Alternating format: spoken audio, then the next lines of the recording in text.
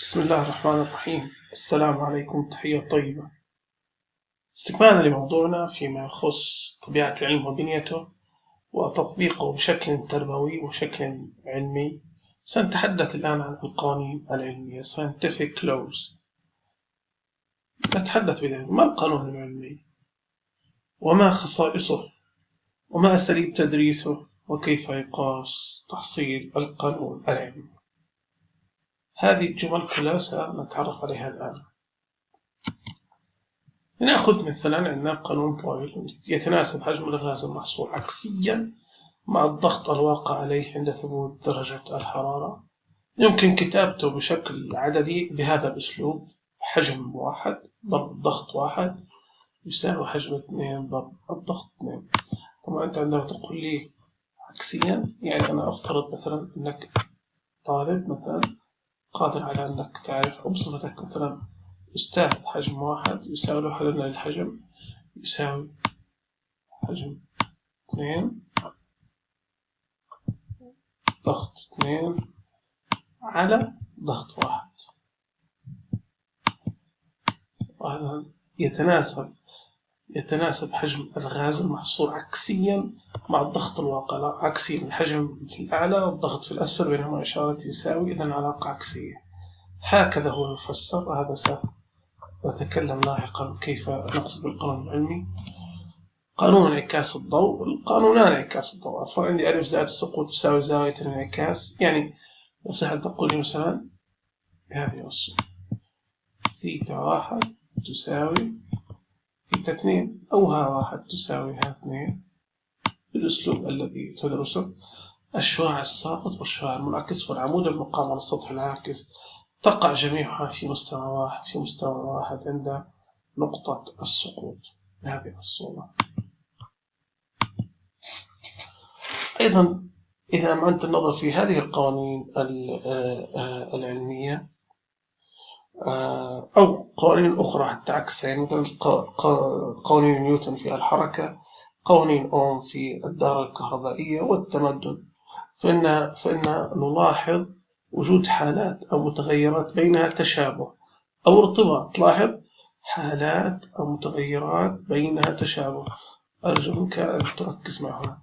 حجم الغاز ها واحد حجم 2 ها بينهما، إذن يساوي كلاهما حجم. ضغط واحد ضغط 2 كلاهما ضغط. زاوية واحد تساوي زاوية 2. إذا نقول حالات أو متغيرات بينها تشابه وارتباط. يمكن أن يدرج تحت قاعدة عامة أو لتعميم علمي يسمى القانون العلمي بهذه الصورة. يسمى القانون العلمي ويتميز القانون العلمي بما يأتي وبعده. كيف نميز القانون العلمي؟ بداية نقول أنه عبارة لفظية صحيحة علميا تتضمن التعميم.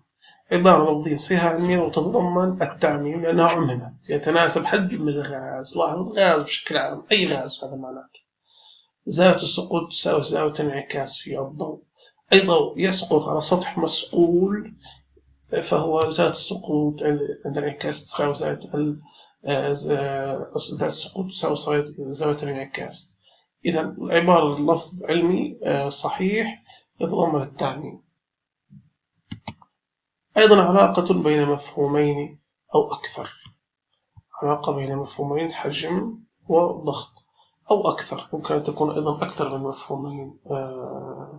أيضا يمكن التعبير عنها بصورة رمزية: حا واحد رمز لي الحجم، ضا واحد رمز لي الضغط، ثيتا واحد هنا كما كتبناها رمز لزاوية السقوط، ثيتا 2 رمز لزاوية الانعكاس.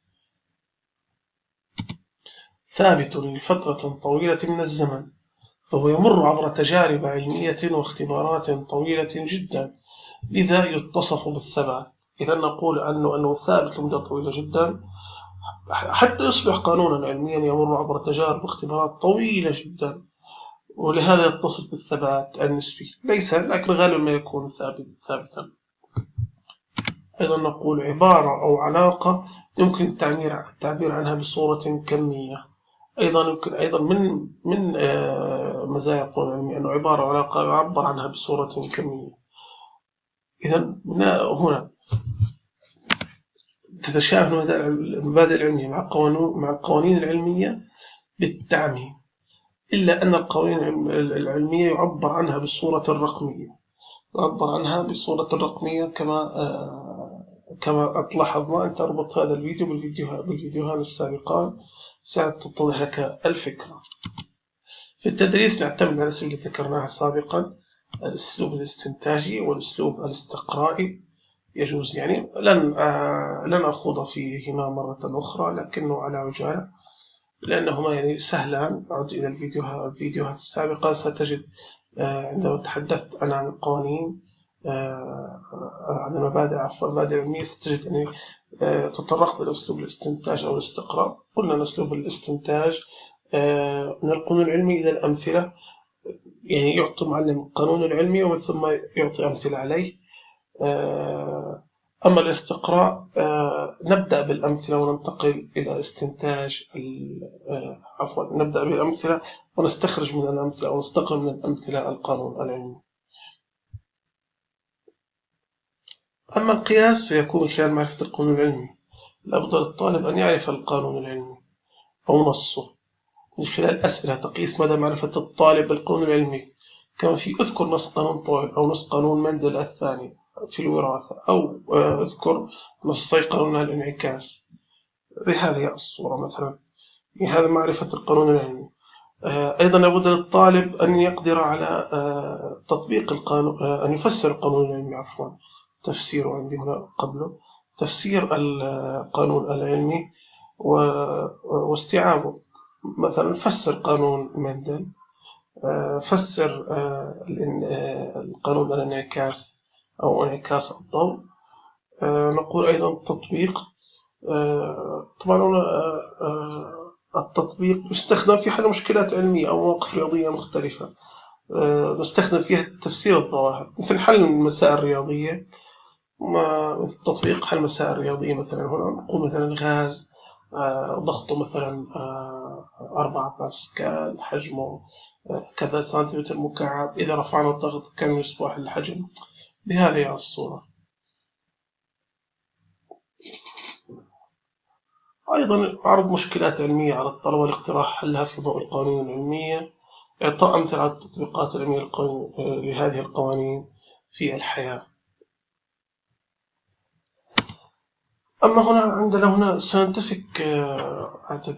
scientific rules أو القواعد العلمية. ما القاعدة العلمية؟ ما خصائصها؟ وما أساليب تدريسها؟ وكيف يمكن تحصيل القواعد العلمية وتعلمها لدى الطلبة؟ نأخذ مثلا عندي قاعدة برنول، يقول ضغط الغاز والسائل متحركة كلما زادت سرعة جريانها.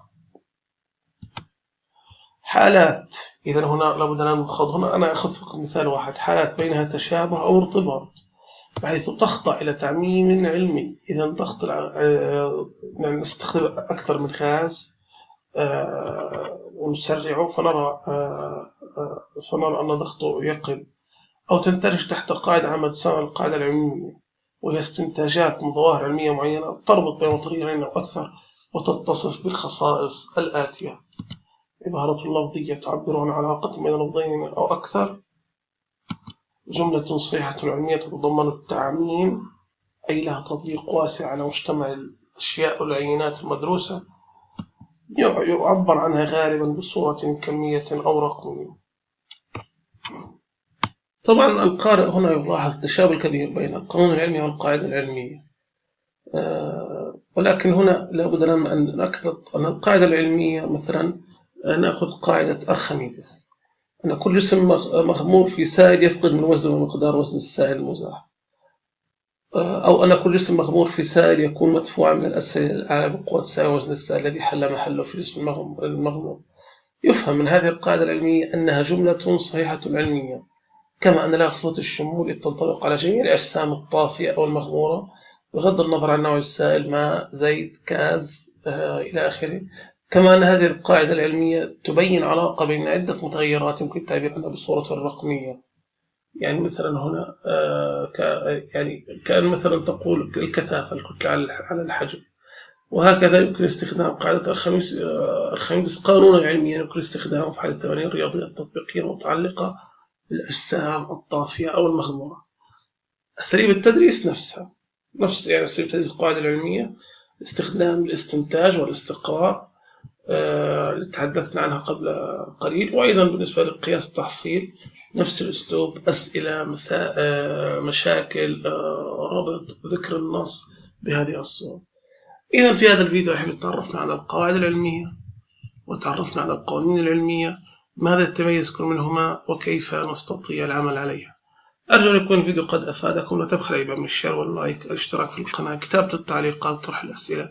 شكرا لكم، سلام الله عليكم ورحمة الله وبركاته.